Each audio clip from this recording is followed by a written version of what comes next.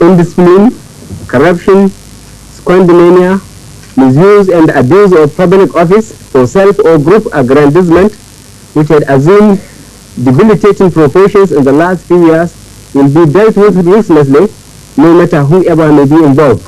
In the early hours of December 31st, 1983, a well-organized military coup under the leadership of Major General Buhari took place in Nigeria. It was not unwelcome by most of our people, and it was not unexpected. Our economy was in a mess, and yet we are not only the biggest country in Black Africa, we are, or should be, one of the richest.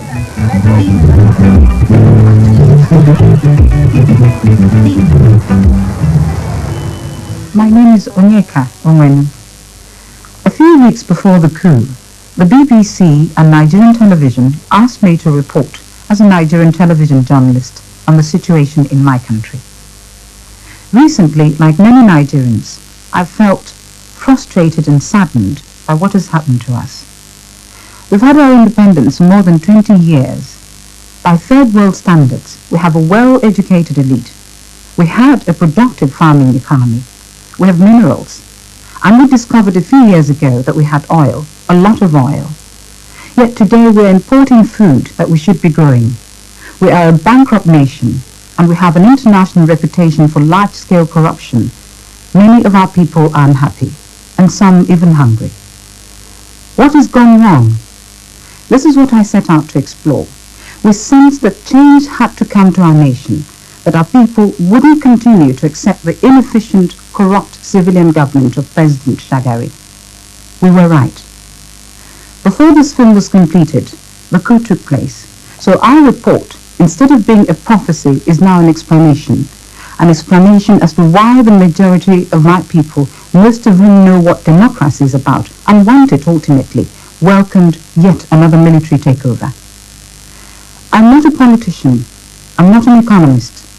The story I have to tell is a personal one about my hopes and fears for my country.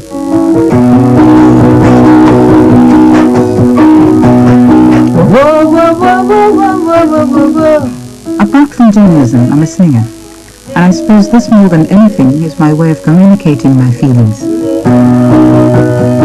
Yeah. Seem to lose my way, yeah. Never been another day. Never been another dream. I write my own songs. This one, we're rehearsing, is both a love song and a song about my country. I've sometimes thought of leaving Nigeria, yet every time I'm away, I miss it. Now.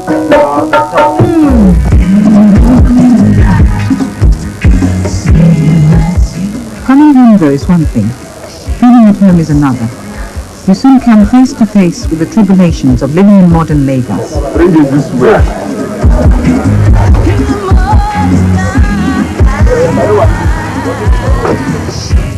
In most countries, once you pass through customs, you're all right. But not here.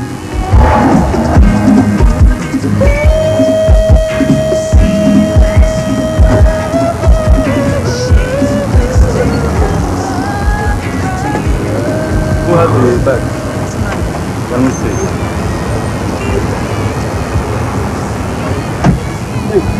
Move. Lagos is now the most expensive city in the world. It is also one of the most uncomfortable, with its traffic jams, lack of running water, constant power cuts, and the mountains of rubbish in the streets. I mean, to live in Lagos is to live in a war front. I mean, really, I don't know how anybody can live day after day in that chaotic situation. To live in any of our cities is to wage war against filth. We just don't seem to be coping with modernity. So there's been a kind of brutalization of life, of values, of man's attitude to man. This so-called rat race, to acquire, to consume, to be the next man, that's the acquisition of junks and so on, has created a society that is no longer sure of itself or where it is going. I would agree that the country has gone through a state of moral decadence. It's not only at the top, but also at the bottom. I believe that the society needs a little bit of purification. What people in the street feel is told by the blind singer Kokoro. His improvisations have always been about the everyday hardships of life. Today, he sings about the meanness and the ugliness of what Lagos has become. And he's right. But this is no reflection of traditional Nigeria. In our villages, the home is still cherished and cared for. After all, it's not as if we're a people without aesthetic values. What has happened to us since our independence?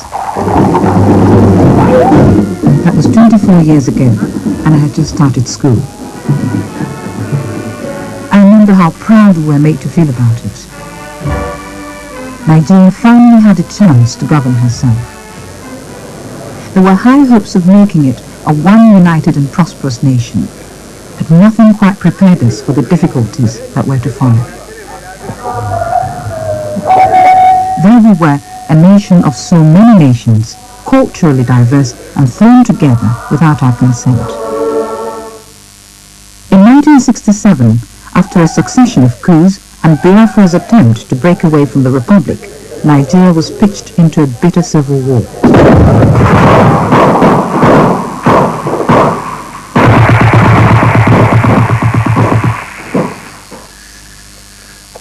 At the time, I was a girl of 14, an Igbo on the Biafra side. I helped out in hospitals treating people with malnutrition. I will always carry with me the pain and suffering that I saw around me.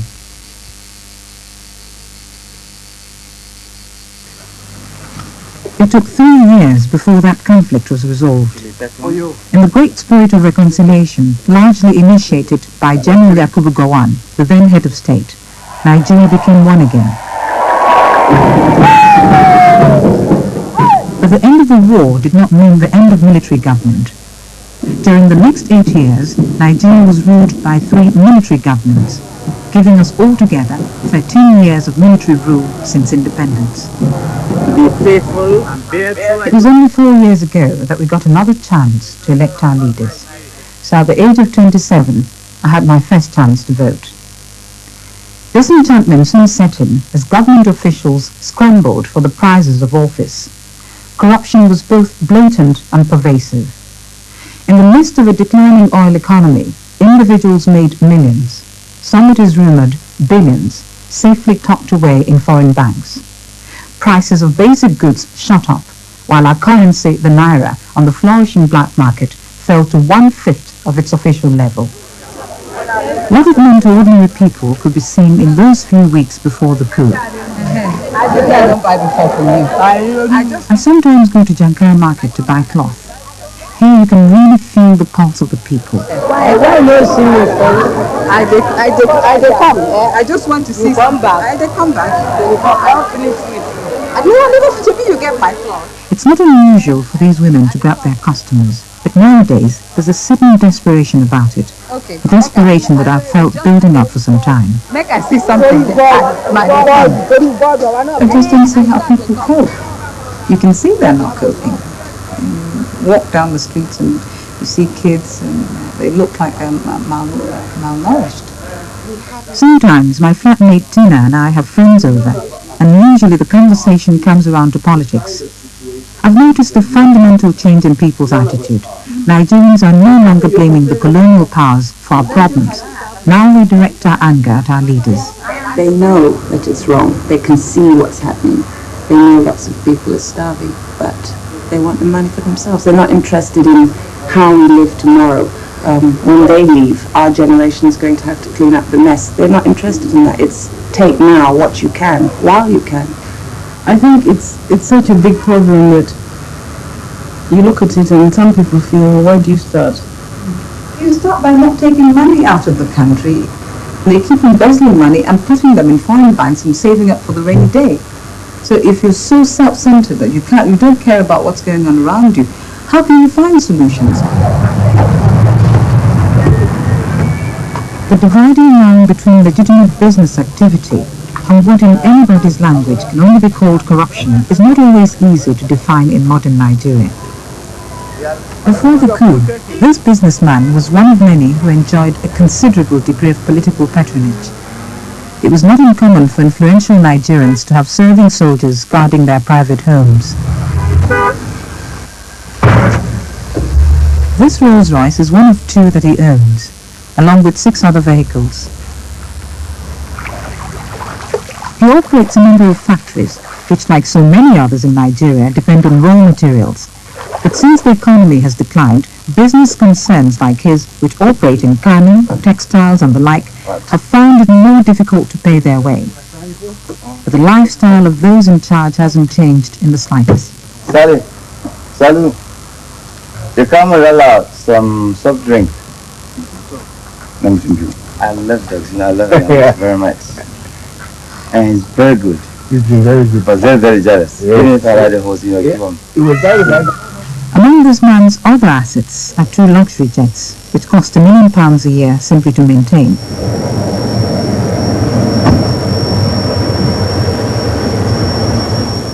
And thrown in for good measure are 2 German pilots and a flight attendant. In spite of our disintegrating economy, the number of private jets among Nigerian businessmen has increased. So where has the money to finance this fantastic wealth come from? It sounds bitter, I know, but I think we should be asking these questions. After all, it's up to us Nigerians to make the economy work for all of us. Chief Asabia, Managing Director of the First Bank of Nigeria. This economy here is 90% in Nigerian hands, and it's run by us, and we must accept responsibility for the way it runs or doesn't run. Share ownership of the major industries are all Nigerian now, or 60-65% Nigerian. Not to mention the fixed assets, which is fully Nigerian anyway. So there is no excuse for blaming anyone except Nigerians for what goes wrong. And with our oil, neither can we excuse ourselves like some other third world countries with the fact that we're undercapitalized.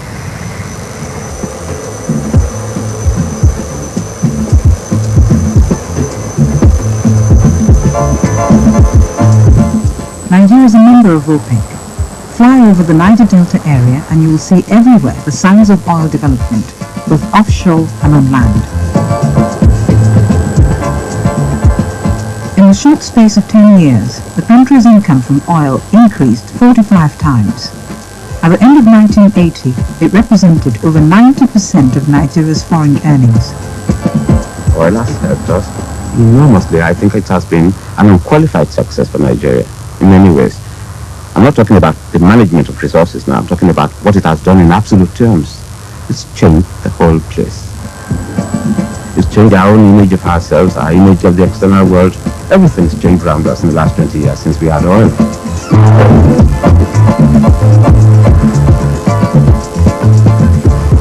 Undoubtedly, oil has brought development. There are everywhere visible signs of this. Motorways, international airports, new universities.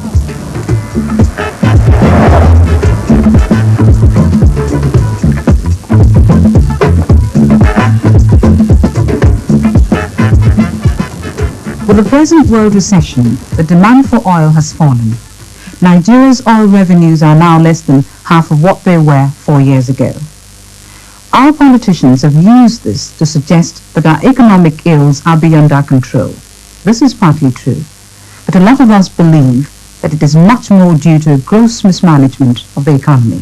I can only quote the governor of the Bank of England during one of his visits to Nigeria. He said it is easier to manage poverty than to manage affluence.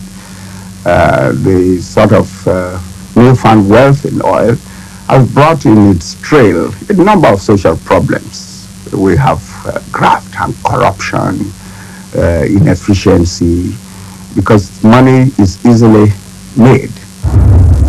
How easily can be seen if you drive through the plush parts of Lagos. Ikoyi and Victoria Island. Party stalwarts rewarded with even a small plot of land here are made for life. As a banker, I couldn't possibly refuse a loan to someone who comes along and wants to build a house in Victoria Island to let to some company or some rich firm.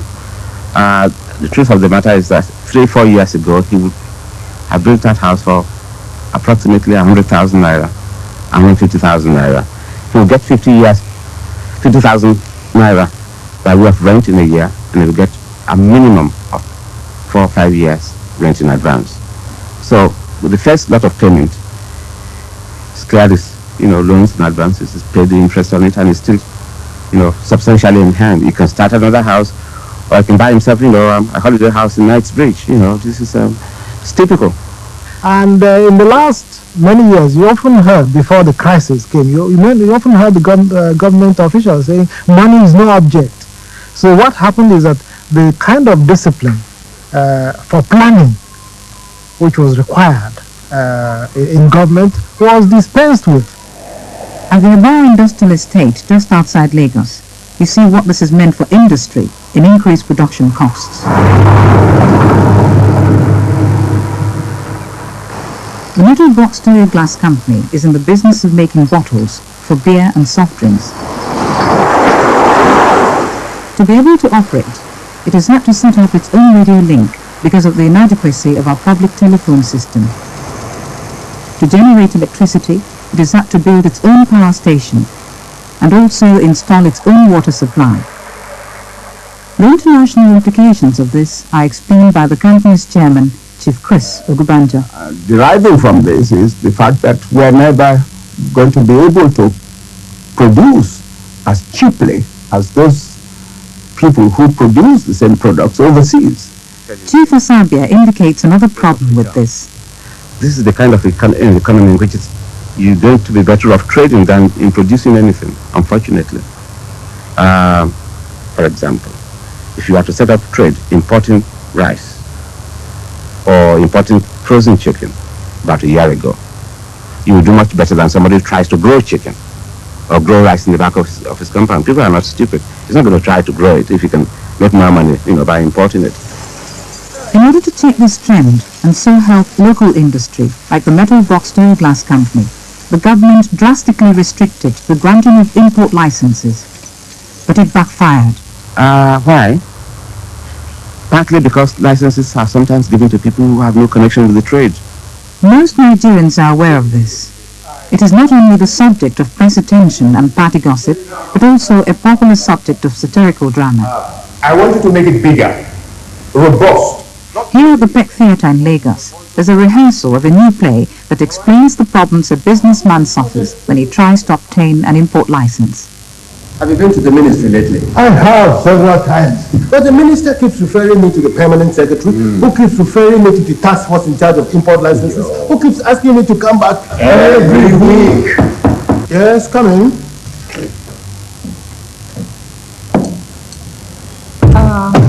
Are you Chief Ayoka of Ayoka Motors? Yes, I am. Excuse me. They told me at the ministry about you. Yes. I have an import license for 1,000 cars. 1,000 cars? Yes. And it could be yours if you can pay the right price. But don't you want to use it yourself? Hey, Nikke, I am not a car dealer. Then how did you get it and I couldn't? The right connection and the right party card. I have got the right connections too. But you haven't got what I have got today. How much do you want for your import license? 1,000 naira for every car. That will be 1 million naira. Maybe you can add it to the price of your car. Anyway, here is my card.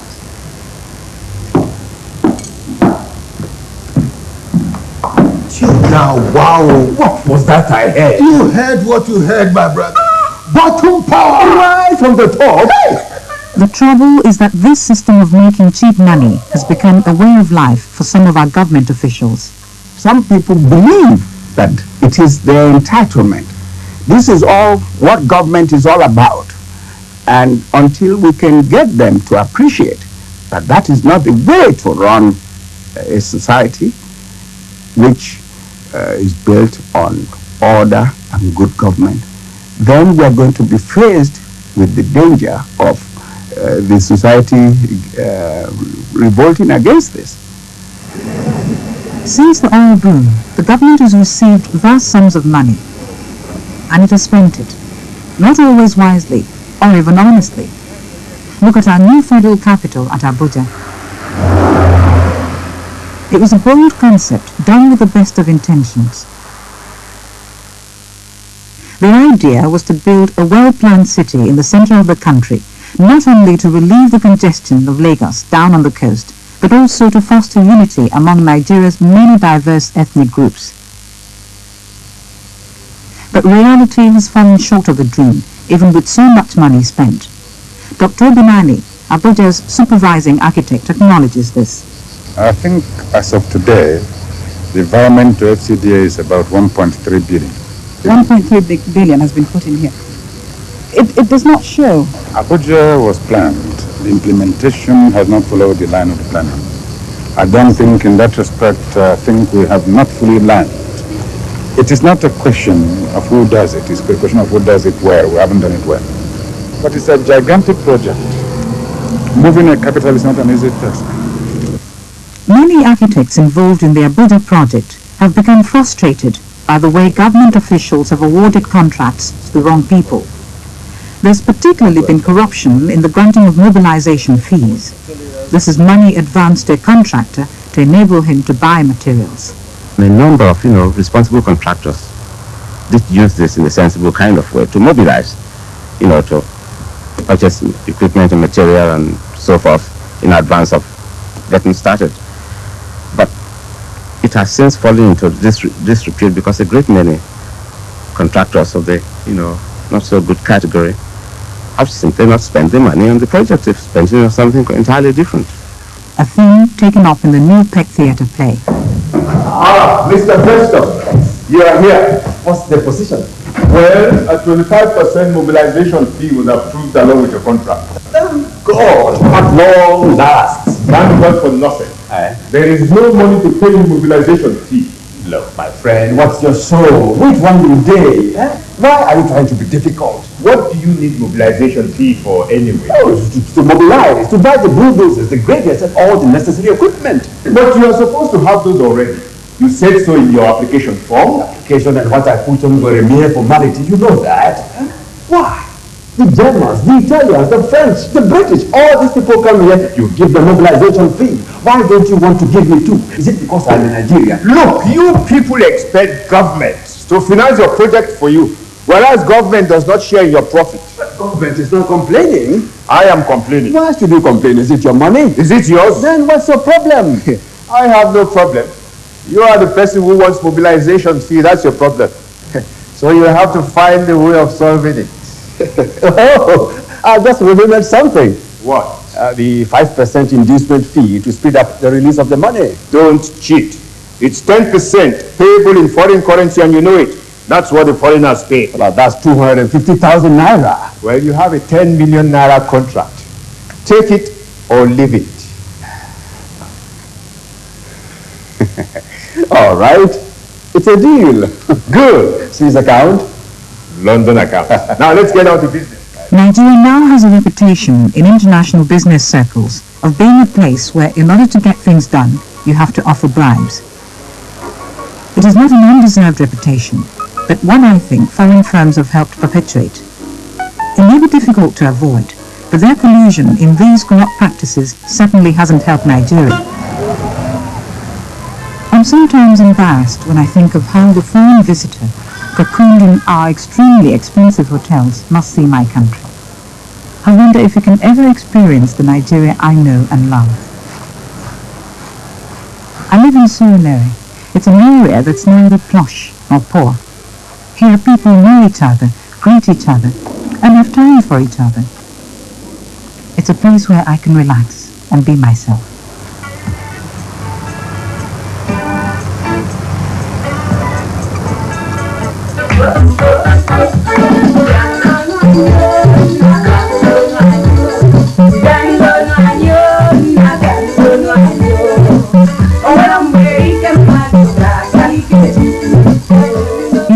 Lagos has become a hard place. Friends are so uptight these days, suffering from the stresses you associate with cities like New York. Exciting, perhaps, but not conducive to easy living. Let's get to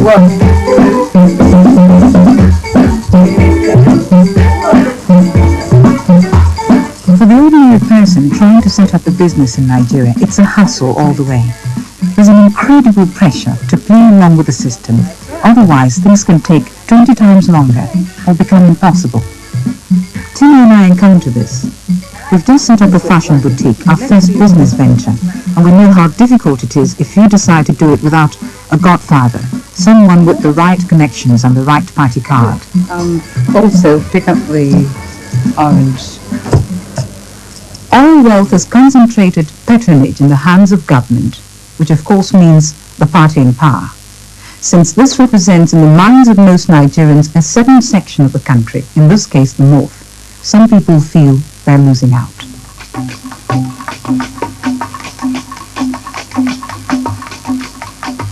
They draw waters up country from the rivers. The Aborigines upon the banks are left dry in their tenements. Engines upon rigs ulcerate the soil. The Aborigines upon the banks may not have their settlements renewed. They cannot even sleep, for flares above woods and waters have so banished their nights. The Aborigines, who generations ago kept strangers at bay, can only now keep wake for their rights. The rights the majority up-country have taken away in the name of one country, to turn waste regions into garden cities. A recent poem by poet and playwright J.P. Clark. He comes from the Niger Delta, one of the oil-producing areas of the country, and he knows well the impact of oil exploration on the lives of his people. They feel that they are no longer in control of things, nor do they benefit from oil money. They don't have water, good water to drink, good medical service, no good schools around, no good roads, you see it all around with the general poverty. And they know it, they cry, they're hungry. Yeah, one gets the feeling, in fact, that those who have political power are daring the people to do their worst. But government is far away from these people. And you can look around you, you'll find that, everything has been packed away and nothing put back. Now we have to rely on ice fish, because rivers are dead. They're dead. From pollution arising from the oil industry. Well, how deep is this resentment? Well, sometimes the resentment is so deep that sometimes they wish the oil hadn't been discovered.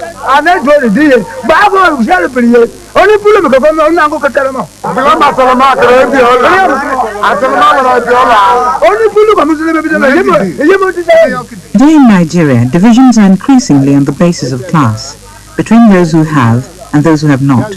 But there's no escaping the fact that there's still deep tribal tensions in our country.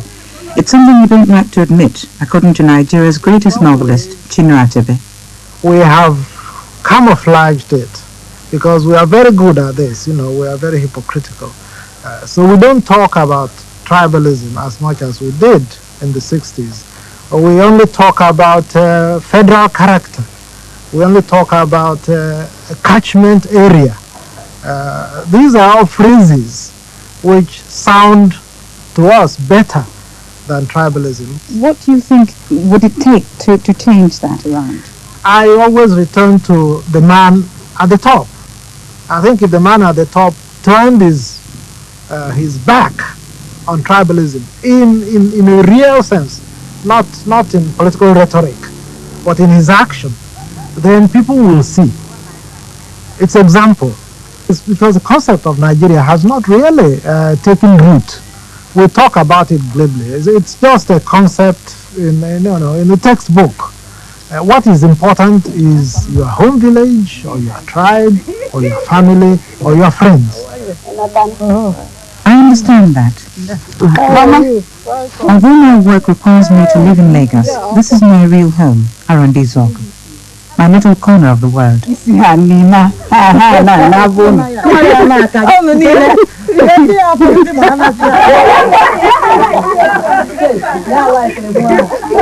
Part of me will always remain here. These are my people.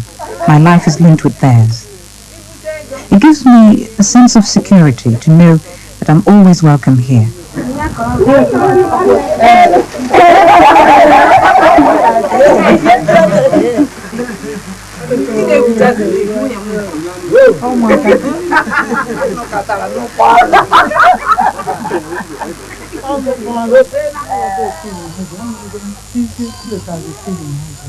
But my home is now threatened. Recently, we've had to move my father's grave and pull down the family house because a federal highway is going through my village. Not that people here are opposed to roads. Of course we need them. But do we need a federal highway as much as we need health centers, schools, and clean water?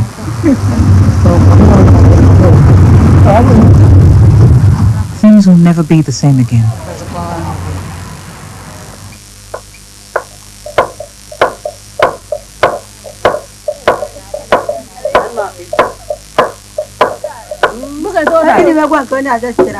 My uncle, who's dead now, was married to 4 wives.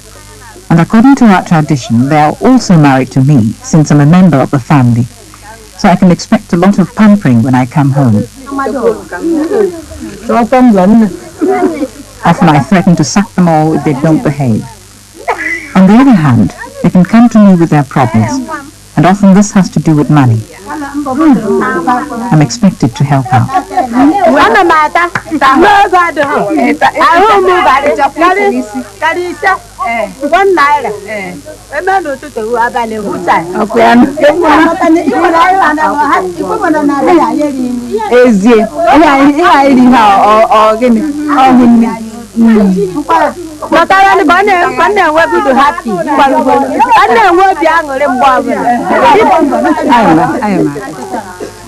This family pressure is familiar to so many Nigerians who move to the cities, as we see in another scene from the Peck Theatre production.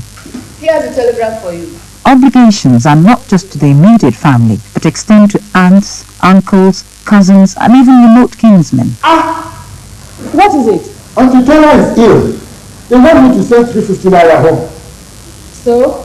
And what about your new school fees? You promised to give it to me today. This is more urgent. Your brother's school fees can wait. No, it can't wait. It's only 150 naira. Please let me have it. Try and be reasonable. I said no! You promised to give it to me today. And besides, the boy may lose his chance for sitting for his GCE if he doesn't pay up by tomorrow. Look, you know that? Look, we can talk to the principal and explain. No, Tunde, if you know you're not going to pay it, just let me know. Then I'll know your family comes first and mine is unimportant. You know that is not true. Already your nephew John is waiting for you in the other room. John! Your uncle is home. Welcome, Uncle. John, what do you want here? Now, job I can't find, Uncle. Papa said make I stay with you for some time. You think it's easy to find jobs in Lagos? Papa say he go help me, care. After all, I'm a big man. You people will ride a willing house to death. That was the landlord. He says to remind you that the house rent is overdue. 250 naira. The obligation to help a kinsman, to take care of one's people, is a real problem for us, particularly when it comes to employment. A great many people have jobs that they cannot do. They don't even begin to understand them. They are in those jobs because they happen to come from a particular part of the country. It's a good thing to have geographical spread and have representation, but it is not helpful to the country. But the people concerned, if they can't perform. We seem always to opt for the compromise candidate. Not the best. We know. I mean, we have 3, 4, 5 good people, but the 6th somehow is the one everybody says, let him do it, because we don't want to trust A, we don't want to trust B. C comes from the wrong place. D is all kinds of reasons. So we end up with the 5th 11. We play our league matches with the 5th 11, and so we never win. Consider a public utility like electricity. Lack of cash and growth in demand only partly explains why Nigerians are regularly cast into darkness. Well, more money won't give you light, you see, unless you have people who are competent, who are efficient to run the utilities. I think we have simply installed a regime of mediocrity. Nigeria Airways domestic service is an example of this. In most parts of the world, when you're given your boarding pass, you can expect to get on your plane. Not in Nigeria. Here, if you're smart, you immediately try to find the plane you're supposed to board and slip out before the others do, and the stampede begins. The only problem is that you're likely as not to be after the wrong plane, so suddenly you're all running in a different direction, with the young and the fast-footed leaving the old, the fat, and those with babies on their backs behind. Why are you doing this? You know you've made it only when you're safely on board. Stop! Stop! Stop! Stop! Come here. Come here. Where are you from? You said we know. Where are you from? From where? I'm from Lagos. Lagos? Oh, yes. What is your duty? Perhaps the most despised of our public services is the customs.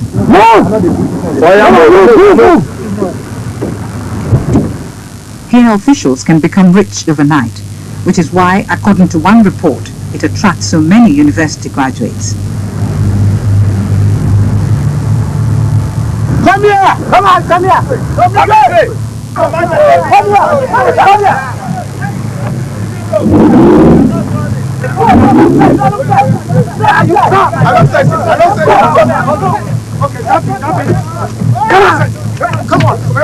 Such behavior by petty officials in uniform is not peculiar to Nigeria. What I found peculiar was their not caring what they did in front of our cameras. A group of people are caught smuggling apples, and this patrol goes into a frenzy. I wonder what would have happened if they had found something really big. Customs have been the subject of a number of hard-hitting articles in the press. One of our dailies, Punch, recently accused officials of selling the more lucrative jobs to the highest bidder. Customs Public Relations Officer, Mr. Innocent Okoye, was asked whether this was true. Thank you very much for that question. You know, I would like to give you a rejoinder to that publication. You see, you will notice that undue emphasis has been placed on anti-smuggling aspect of our job by the press to the detriment of our main duty, which is revenue collection. For the past 3 years, the customs and excise revenue has been on increase. For instance, I would like to mention you this figure for the close of this interview. In 1980, we collected 1.7 billion. 1981, 2.3 billion. 1982, and 2.4 billion. Which doesn't seem to prevent smuggled goods from being sold openly in the streets. In fact, these traders told me they regularly have to pay off officials in order to stay in business. Not that some of them have not choice. Nigeria, like the rest of the third world, has experienced the exodus from village to city, and people once there hustling a living as best they can.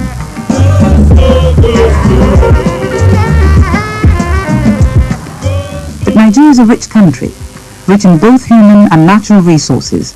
So why do people leave the villages? This village is in the once prosperous cocoa-growing area near the town of Abeokuta. A few years ago, there were over 200 men of working age here. This man has 6 sons. In the past, it would have been customary for at least some of them to have stayed to help him on the land. Àwọn ọmọ yín mélòó ló yìí wà lábúlé tó ń ṣiṣẹ́ àgbẹ̀ pẹ̀lú yín? Kí tọ́mọ mi gan kò tẹ́yọ kan. Kò sí. Ó tó bí ọkùnrin mélòó tó kù lábúlé yìí báyìí? A lè rìn bóyá a lè rìn mẹ́jọ bí mẹ́wàá. It's all part of our present predicament. With oil, there was suddenly so much money in circulation, most of it to be earned in the towns.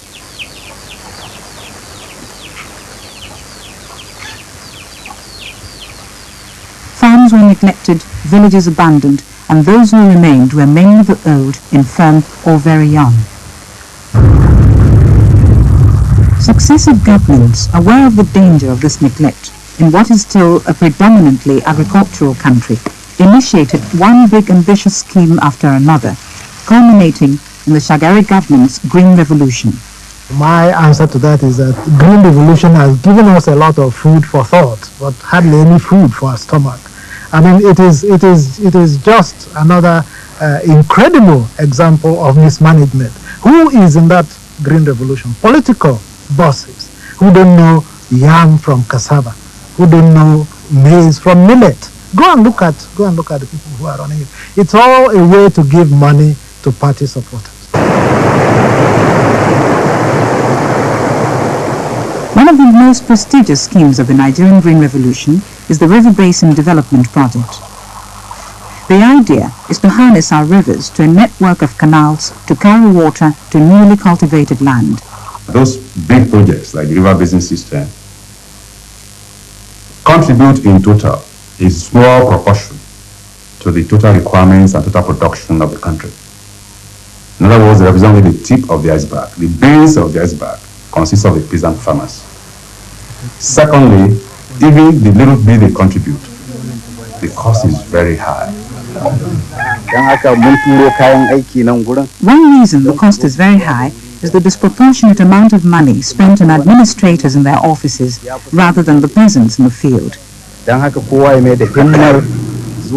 When I once covered this subject for television, I found that one official scheme on which large sums of money had been spent didn't even exist at all, except as a statistic on a report.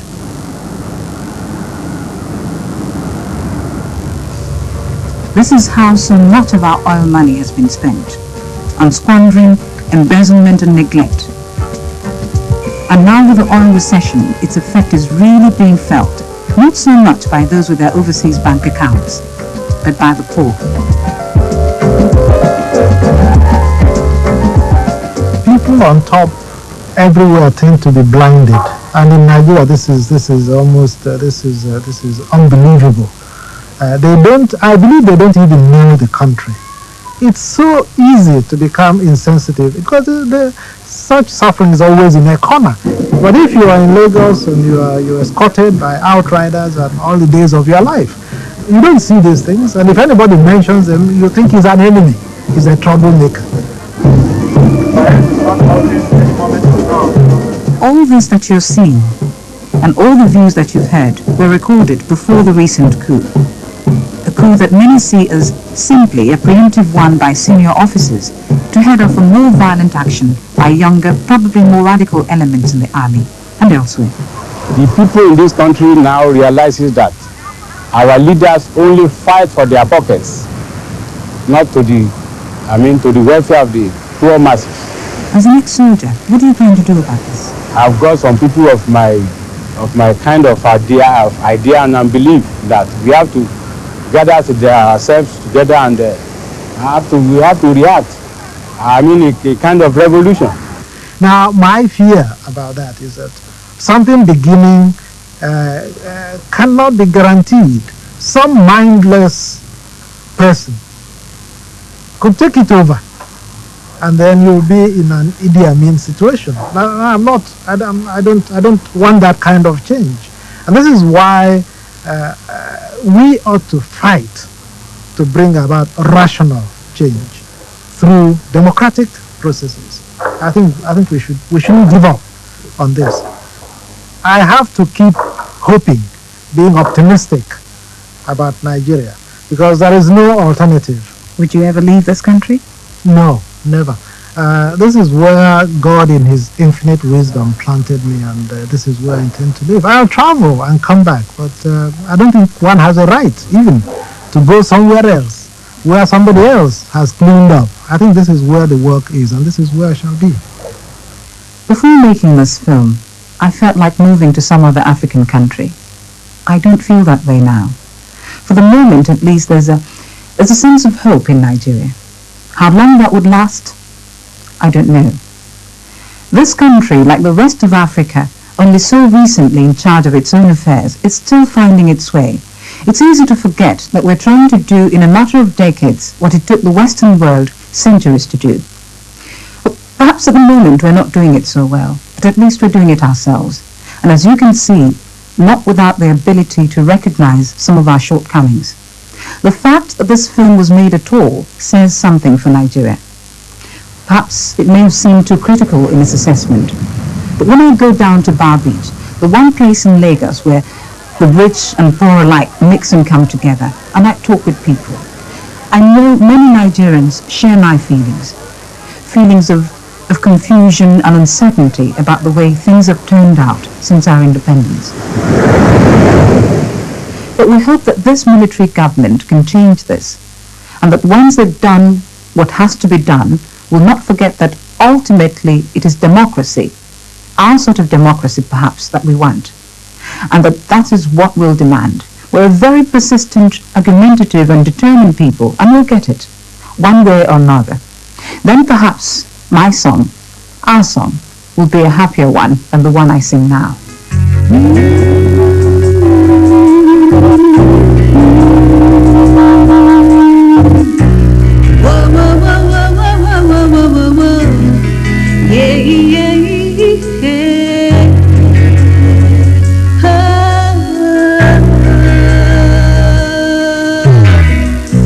Seem to have lost my way, never see another day, never be another night of dreams, dreams of love and rivers, dreams of love and roses, dreams of land and the sea. Look around at empty faces, smiling at empty places, thinking, should I go or should I stay? Don't know what I lost, don't know what I found, don't know anything anymore. Someone show me the way, tell me it's gonna be alright.